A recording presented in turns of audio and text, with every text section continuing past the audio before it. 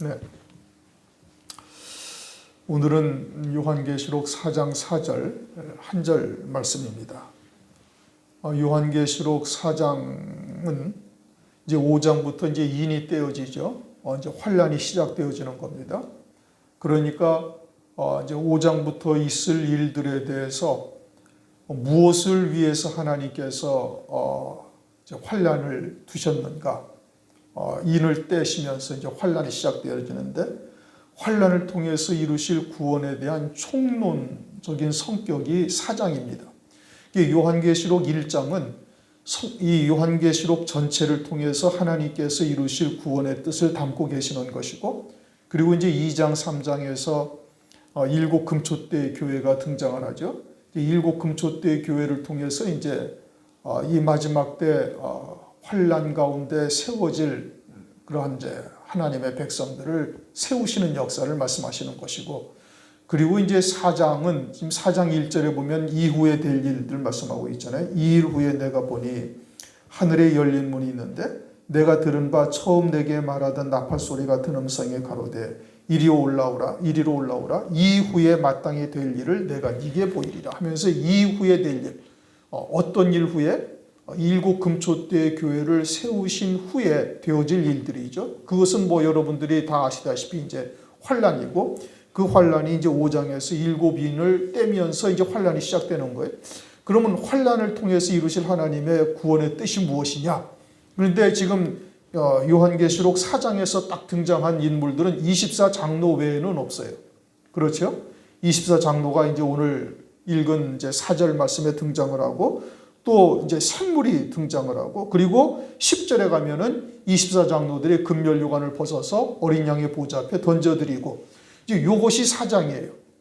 그러면 4장이 지금 이제 조금 전에 말씀드린 것처럼 하나님께서 적그리스도의 환란을 통해서 이루실 구체적인 구원의 뜻이 무엇이냐, 이것의 이제 총론적 성격을 가지고 있다고 말씀을 드렸죠.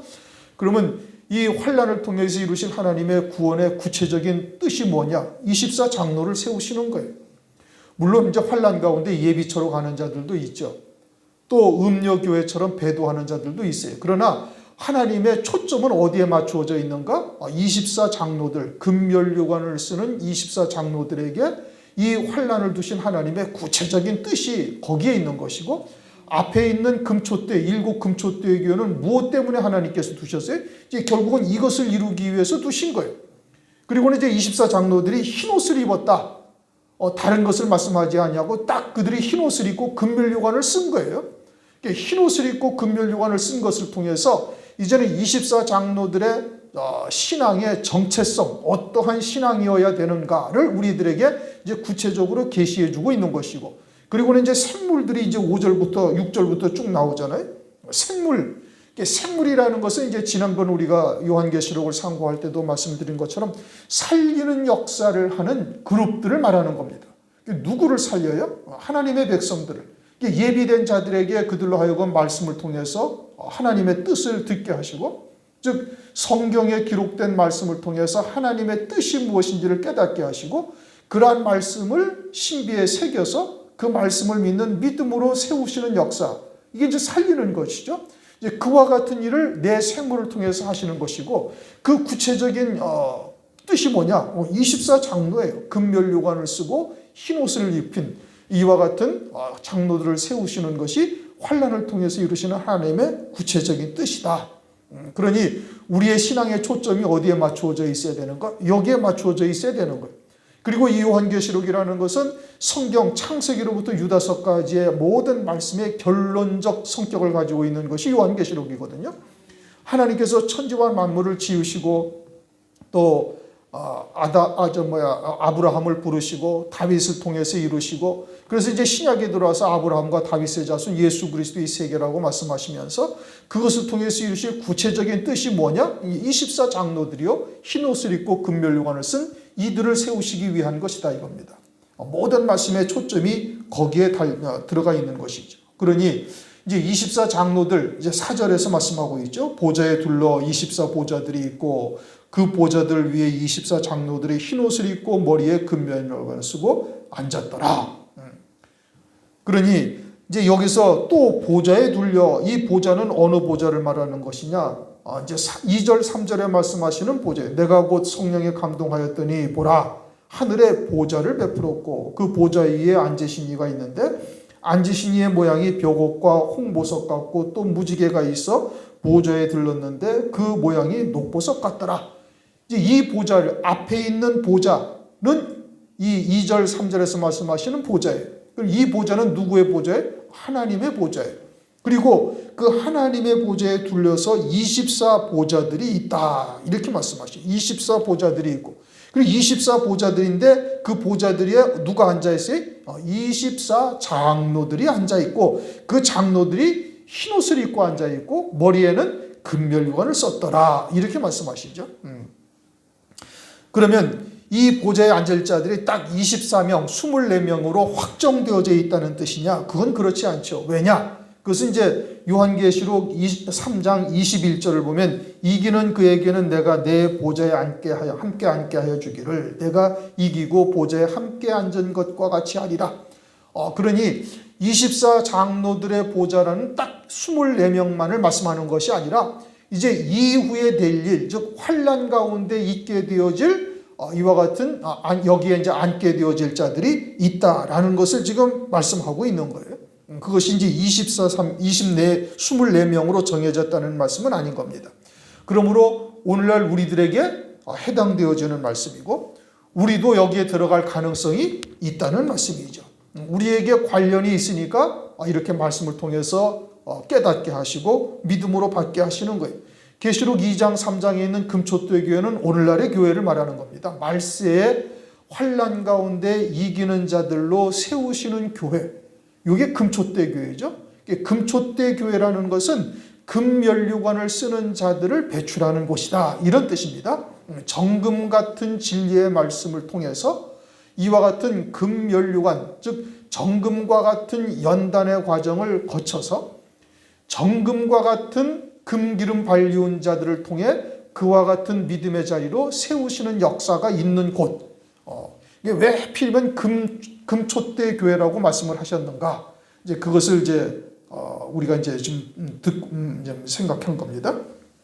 그러므로 계시록 2장 3장에서 말씀하시는 7 금초대 교회는 환난 날에 믿음으로 이기는 자들을 주님이 세우시는 곳이고 이제 그곳을 통해서 이와 같이 보좌에 앉을 자들이 나오게 되어짐을 말씀하시는 것인데 우리가 이미 이제 전에 상고했던 것처럼 이 7 금초대 교회는 14만 4천의 종들이 그곳을 통해서 나오게 될 뿐 아니라 환난 날에 순교하는 성도들이 또한 거기서 나오죠. 아무래도 능히 셀 수 없는 흰옷을 입은 무리들. 이들이 이제 계시록 7장에서 말씀하시는데 그들이 어디서 나오는가 장로가 물으니까 어린 양의 환난 가운데 나오는데 어린 양의 피에 그 옷을 씻어 희게 하였다.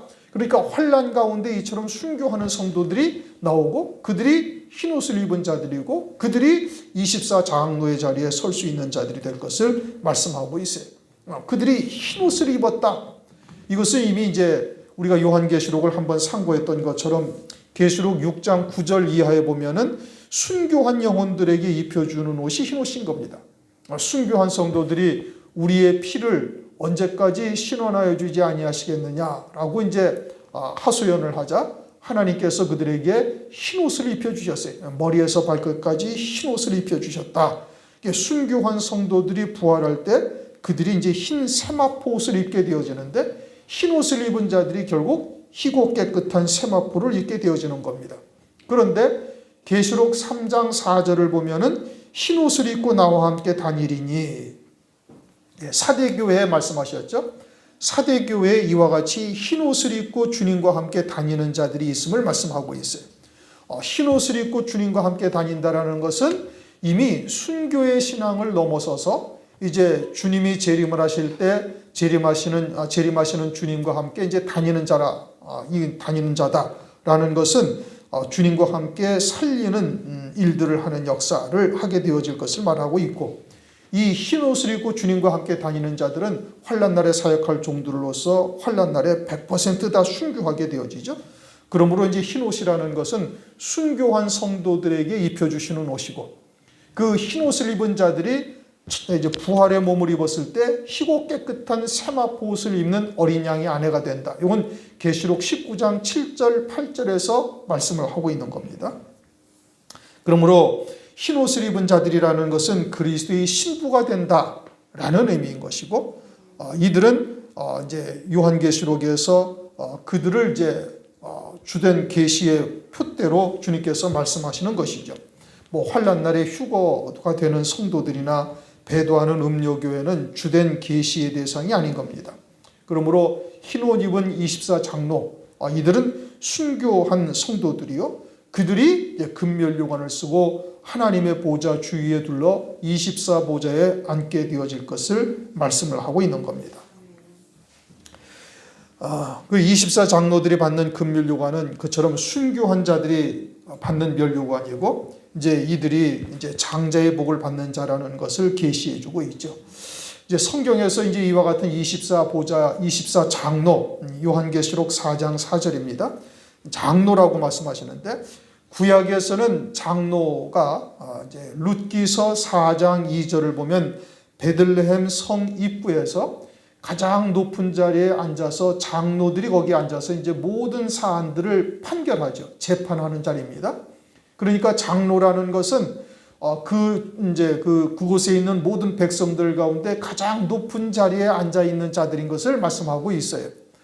그리고 이제 사사들이 그 자리에 앉아서 재판을 했죠. 장로가 성문에 앉아서 모든 것을 판결하고 다스립니다.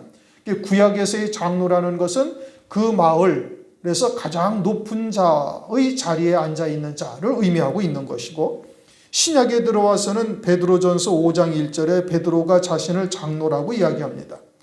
베드로는 우리가 다 아는 바처럼 예수님의 제자죠. 또한 요한이서 1장 1절을 보면 사도 요한도 자신을 장로라고 이야기를 해요. 그러니까 베드로와 요한이 장로로서 편지한 것이 이제 베드로 전후서요, 또 요한 1, 2, 3서가 되는데, 이처럼 예수님의 제자들이 장로의 자리에 있다라는 것을 말씀하고 있는 겁니다. 그러므로 24보좌, 24장로라고 말씀하시는 이와 같은 자들은 이제 가장 높은 자리에 앉아 있는 것이요, 첫째 부활의 영광을 입는 자들이요, 그리고 이제 이처럼 장자들의 총회에 참여하는 자들이다. 이것을 우리가 알 수가 있는 것이죠. 그러면서 이제 24라는 숫자가 조금 전에 말씀드린 것처럼 이것이 딱 24명이 한정되어져 있는 것이 아니다라고 이미 말씀을 드렸어요. 요한계시록 21장을 보십시다. 요한계시록 21장 12절을 보시면 이렇게 말씀하고 있습니다. 계시록 21장 12절. 크고, 요한계시록 21장은 새 예루살렘 성을 이제 말씀하고 있죠. 새 예루살렘 성은 어린 양의 아내를 나타내고 있는 겁니다. 그리스도와 함께한 후사, 로마서 8장 17절에 그렇게 말씀을 하고 있는데, 그리스도의 신부요 어린 양의 아내가 되어지니까 그리스도의 모든 영광을 그대로 있는 자죠. 그게 새 예루살렘 성을 말씀하고 있는 것이고, 그 새 예루살렘 성을 말씀하시는 계시록 21장 12절 이렇게 말씀하고 있습니다. 크고 높은 성곽이 있고 12문이 있는데 문에 12천사가 있고 그 문들 위에 이름을 썼으니 이스라엘 자손 12지파의 이름들이라. 자, 새 예루살렘 성의 동서남북에 세 문씩이 있죠. 각각의 세 문이 있어요. 12문이 있어요. 그 12문에 누가 어떤 이름이 써 있다고요? 이스라엘 12지파의 이름이 써 있다. 이렇게 말씀하시죠. 그리고 이제 14절을 읽어보십시다. 14절. 그 성의 성곽은 12기초석이 있고 그 위에 어린 양의 12사도의 12 이름이 있더라.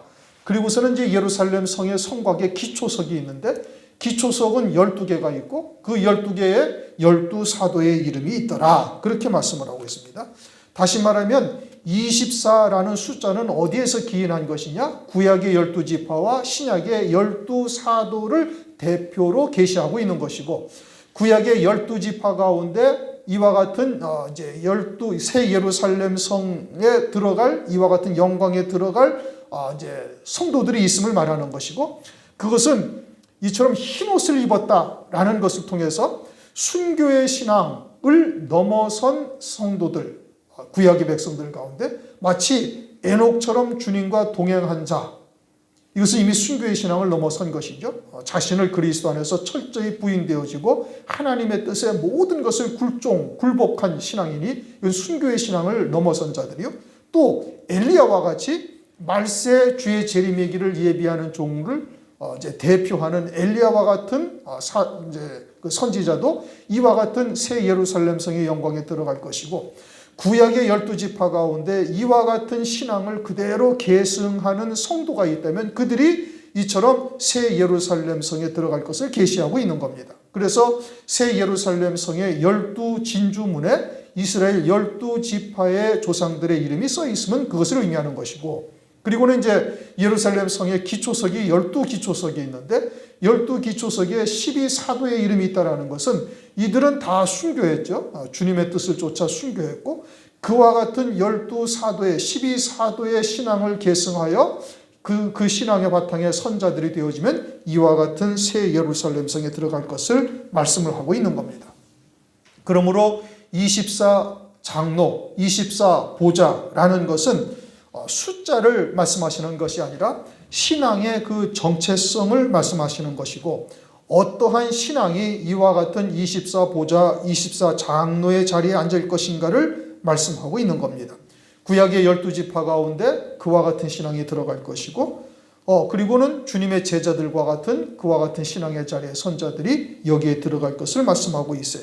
그래서 마태복음 19장 28절 예수께서 가라사대 내가 진실로 너희에게 이르노니 세상이 새롭게 되어 인자가 자기 영광의 보좌에 앉을 때에 나를 쫓는 너희도 12보좌에 앉아 이스라엘 12지파를 심판하리라. 12제자에게 주님께서 그 보좌에 앉게 되어질 것을 이미 약속을 하셨죠. 마찬가지로 계시록 3장 21절 조금 전에 읽었습니다. 이기는 그에게는 내가 내 보좌에 함께 앉게 하여 주기를 내가 이기고 아버지의 보좌에 함께 앉은 것과 같이 하리라. 이 보좌도 역시 24장로들의 보좌에 그 보좌와 같은 보좌인 것을 말씀을 하고 있는 겁니다. 그러므로 환난을 앞둔 오늘날 우리들에게 이와 같은 24장로의 자리에 들어갈 수 있는 영광이 남아있다라는 것을 말씀하고 있는 것이지요. 또 요한계시록에서는 여자가 딱 둘이 등장을 합니다. 요한계시록 12장에 해를 입은 여자와 음녀, 17장에 음녀가 등장을 하죠. 이 여자는 곧 교회를 말하는 것이고 성도들을 말하는데, 요한계시록 12장 1절을 보면 이 해를 입은 여자에 대해서 이렇게 말씀을 하셔요. 하늘에 큰 이적이 보이니 해를 입은 한 여자가 있는데 그 발 아래는 달이 있고 그 머리에는 12별의 면류관을 썼더라. 해를 입었다라는 것은 해와 같은 진리의 말씀이 있는 교회, 또 그와 같은 말씀을 믿는 믿음의 성도를 말하는 겁니다. 해라는 것은 우리가 살고 있는 이 지구상에서 가장 빛나는 천체죠. 이제 그와 같은 아주 밝은 빛의 진리의 말씀을 의미하는 것이고, 그와 같은 진리의 말씀은 성도로서는 이제 첫째 부활의 영광에 이르게 하시는 하나님의 말씀을 말하고 있는 것이죠. 새 예루살렘 성 어린 양의 아내가 되게 하는 그와 같은 진리의 말씀을 말하는 거예요. 그렇게 해를 입은 여자가 12별의 면류관을 썼다 이겁니다. 별이 11개도 아니고 10개도 아니고 13개도 아니고 딱 12별의 면류관을 썼더라 라는 것은 예수님의 제자들인 12사도들을 통해서 말씀하고 있는 거예요. 예수님의 제자인 12사도의 신앙을 그대로 계승해서 해를 입은 여자, 진리의 말씀을 쫓는 이와 같은 교회라는 것을 말씀하고 있는 것이죠. 그러므로 12별의 면류관을 쓴 해를 입은 여자가 7 금초대 교회를 계시하는 것이면 뭐 두말할 여지가 없이 정확한 사실인 것이고, 그러다면 7 금초대 교회를 통해서 이처럼 12사도의 신앙을 계승하는 성도들이 나오게 된다라는 것을 말씀하고 있는 것입니다. 그러므로 금초대 교회가 결국은 이와 같이 24장로들의 신앙을 이제 계승하고 있는 것이요, 그와 같은 신앙의 성도들이 나오게 되어질 것을 말씀하고 있는 것이지요. 그렇게 24장로들이 24보좌에 금 면류관을 쓰고 앉아 있습니다. 이들은 이미 이제 우리가 요한계시록을 통해서 알고 있는 것처럼 계시록 20장 4절에서 6절을 보면 순교한 성도들이, 즉 예수의 증거와 하나님의 말씀을 인하여 목배임 받은 성도들이 살아서 그리스도와 함께 1000년 동안 왕으로서 다스리게 되어질 것을 말씀을 하고 있죠. 그러니 24 장로들, 금면류관을 쓰고 24 보좌에 앉은 이들이 첫째 부활의 영광을 입고 그들이 그리스도와 함께 왕으로서 다스릴 성도들이 되어질 것을 말씀하고 있어요. 그러므로 이들의 신앙에 선다라는 것은 결단코 간단한 일은 절대 아닌 겁니다. 순교의 신앙에 선다라는 것이 많은 과정을 거쳐야 되는 것이죠. 그러므로 이 순교의 신앙에 서는 자는 그저 믿습니다 한다고 되는 것이 아니고 진리의 말씀을 통해서 아주 세밀하게 구석구석 땅에서 온전히 끊어진 자가 되어져야 할 것을 계시하고 있는 겁니다. 우리가 왜 하나님의 말씀을 그렇게 어렵게 깨달아야 되는가? 어려운 진리의 말씀을 아주 세밀하게 우리가 왜 깨달아야 할 필요가 있는가라는 것은 이처럼 우리가 순교의 신앙에 선다라는 것이 그냥 환난 날에 우리가 순교하면 첫째 부활의 영광에 이르는구나 믿습니다. 그런다고 첫째 부활의 영광에 이르고 순교의 신앙에 서는 것이 절대 아니다 이겁니다. 아주 날선 검보다 예리한 하나님의 말씀에 의해서 우리의 잘못된 부분들을 아주 구석구석 세밀하게 말씀을 통해서 드러내시고 그리고 온전히 그와 같은 것에서 끊어진 자, 땅에서 끊어진 자가 되어야 되기 때문에 하나님의 말씀을 그렇게 우리가 세밀하게 듣고 깨닫고 또 믿음으로 받아야 되는 것이고 또 그와 같은 하나님의 말씀을 쫓아 믿음으로 선 자들은 정말 대쪽 같은 믿음이 딱 되어져 있어야 되는 겁니다. 아주 신앙의 정절을 지킬 뿐 아니라 타협할 수가 없는 신앙이어야 되는 것이고 하나님께서 성령으로 우리에게 깨닫게 하신 것에 절대 신앙을 가지고 아주 죽으면 죽으리다 결단하며 나갈 수 있는 자가 되어야 되는 겁니다. 그러니 그러한 신앙에 이르기까지의 말씀을 통해서 연단이 되어야 할 뿐 아니라 땅에서 온전히 끊어진 자야 되어져야 되는 것이고 장차 첫째 부활의 영광을 입고 왕으로서 다스리기 위해서는 그와 같은 영적인 장성한 분량에까지 또 당연히 이르러야 되는 겁니다. 그것은 말씀으로만 되는 거예요. 그냥 믿습니다 한다고 쫓아간다고 되는 것이 절대 아니다 이겁니다.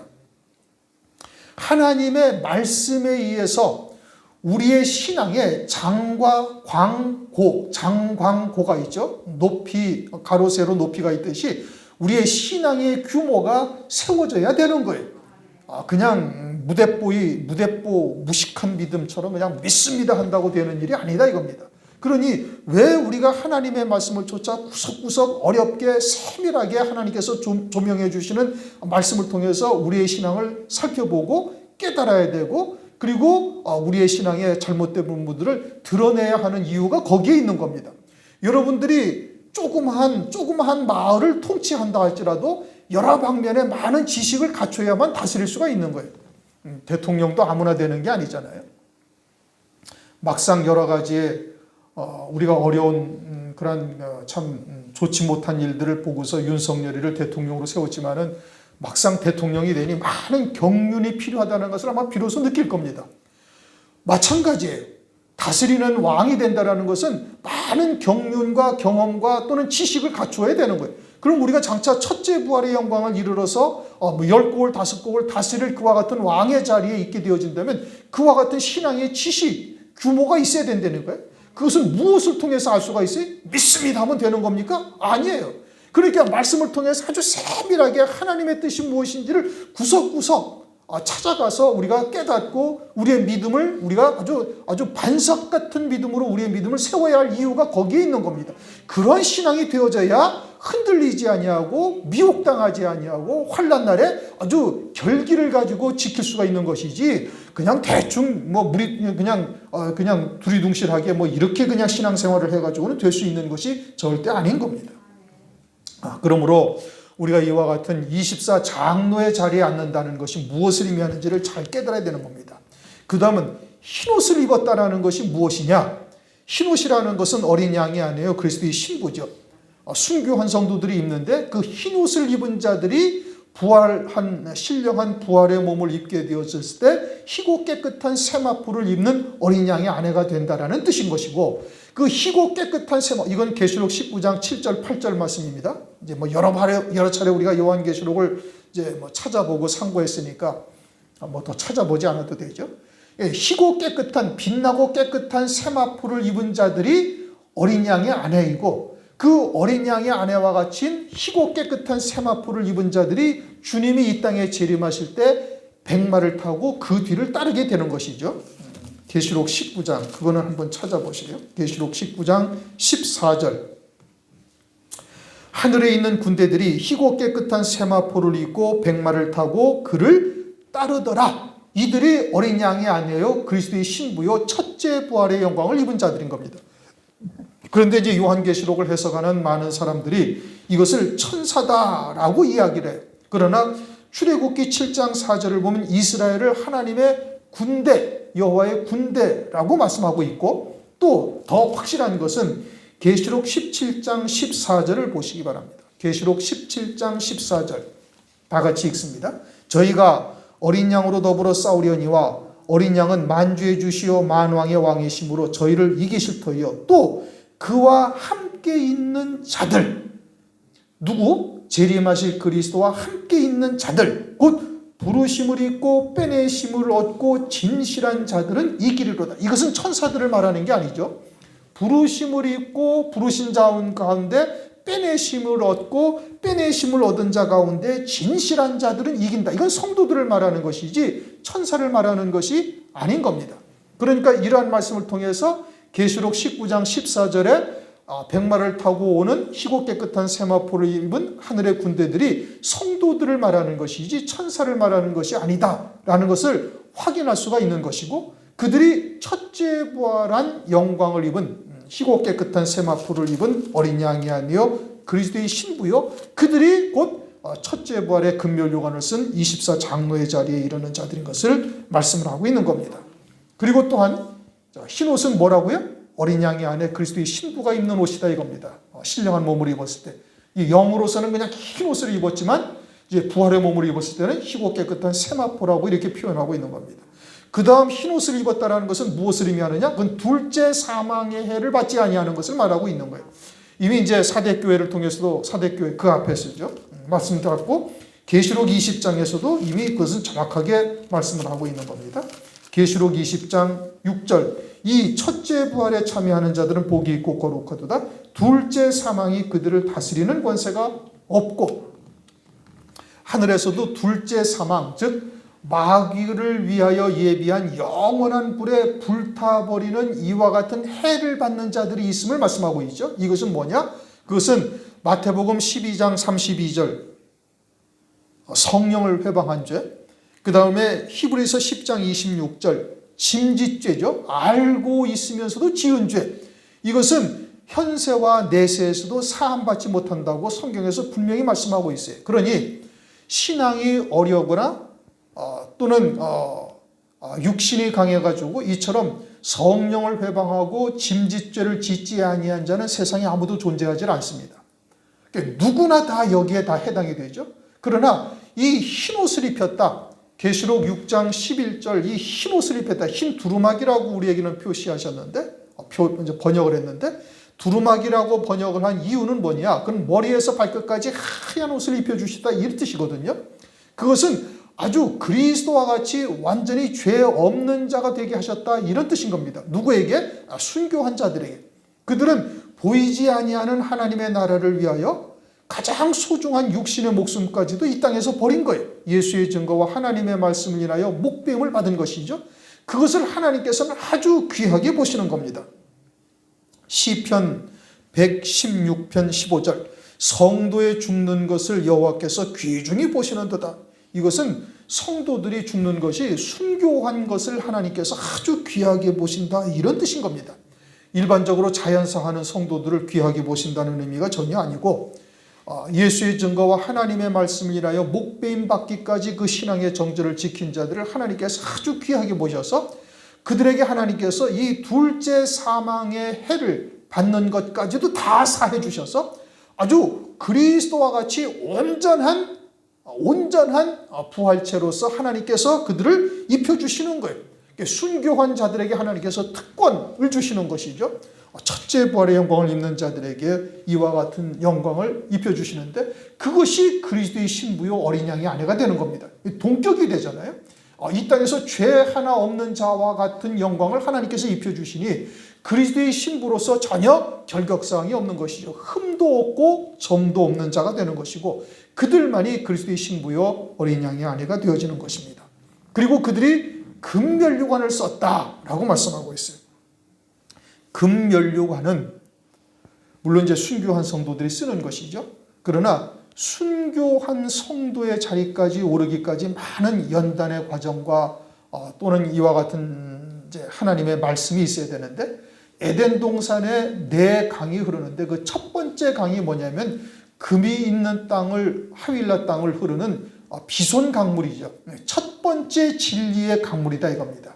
그러니까 에덴 동산은 오늘날 교회를 말하는데 이 교회 가운데 가장 최고의 진리의 말씀이 정금 같은 진리의 말씀이고 그것은 금면류관을 쓰게 하는 진리의 말씀이에요. 그래서 금이 있는 하윌라 땅을 흐르는 이와 같은 비손 강물이 첫 번째 강물이다라고 말씀하고 있어요. 첫 번째 진리다.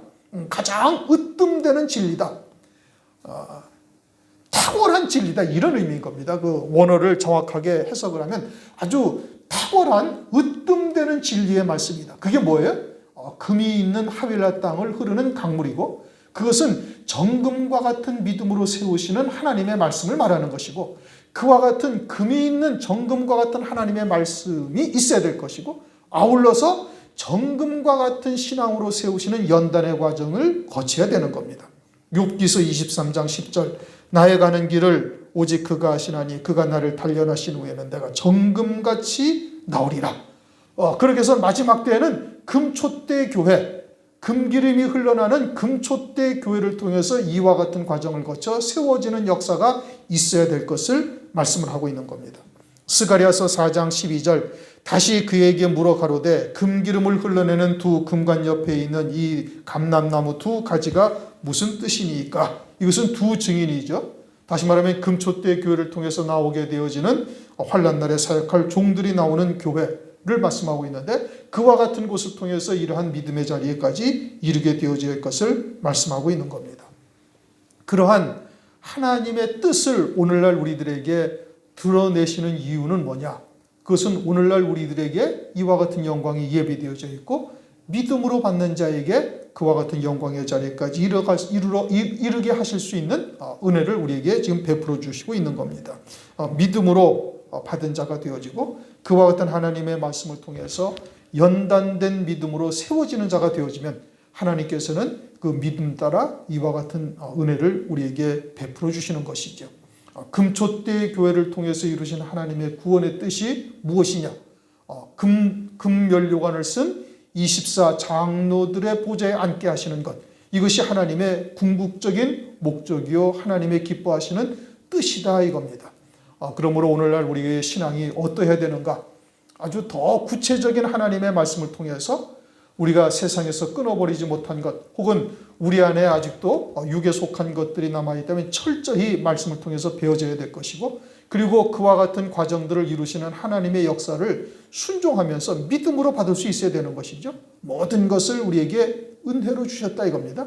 때로는 그것이 육신적으로는 좀 고통스럽고 힘든 과정이라 할지라도 마치 욥이 정금같이 나오게 되어지는 과정인 것을 깨닫고 있듯이 우리로 하여금 금면류관 쓰는 자로 세우시는 하나님의 역사라는 것을 믿음으로 받으셔야 되는 것이고 그와 같은 과정을 끝까지 믿음으로 이겨나가는 자가 되어야 되는 겁니다. 그러면 하나님께서는 약속하신 말씀대로 이기는 자는 내가 아버지의 보좌에 함께 앉은 것처럼 나와 함께 내 보좌에 앉게 하여 주리라 하시는 약속의 말씀대로 그대로 이루어 가시는 겁니다. 계시록 4장은 5장부터 있게 되어질 환난에 대한 총론적 말씀이에요. 그리고 거기에서 등장하는 인물은 24 보좌의 장로들이요 금면류관을 쓰고 흰옷을 입고 앉아있는 그들 외에는 없어요.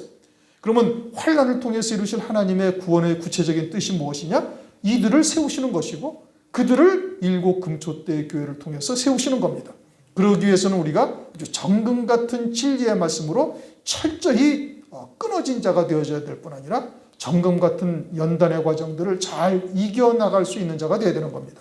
그러면 하나님은 신실하신 하나님이시고 언약하신 바대로 믿는 자에게 이루시는 전능하신 하나님이신 그 마음의 원대로 역사하시는 자의 뜻을 따라 우리가 예정을 잇고 기업을 잇는 자가 되었다. 에베소서 1장 11절 그렇게 말씀하시죠. 그러므로 성령이 교회들에게 하시는 말씀을 들을 귀 있는 자는 듣고 믿음으로 받아서 끝까지 승리하시기를 주의 이름으로 축원합니다. 기도하겠습니다. 하나님 감사합니다. 오늘 요한계시록 4장 4절 말씀을 통해서 5장 이후에 될 일들의 궁극적인 하나님의 뜻이 무엇인지를 아주 집약적으로 총론적으로 설명하시고 요한계시록 자체를 통해서 24 장로 흰옷 입은 자들이 무엇인지를 구체적으로 계시하심을 감사를 드립니다. 이 말씀을 오늘 우리들에게 주셨사온즉 믿음으로 받은 자마다 정금과 같은 진리의 말씀을 통해 정금으로 연단된 자들이 되게 하여 주시고 끝까지 믿음으로 승리하여 금멸류관을 쓰고 24 보좌에 앉는 장로들의 자리에까지 이를 수 있도록 역사하여 주시옵소서. 예수 그리스도의 이름으로 감사하며 기도드립니다. 아멘.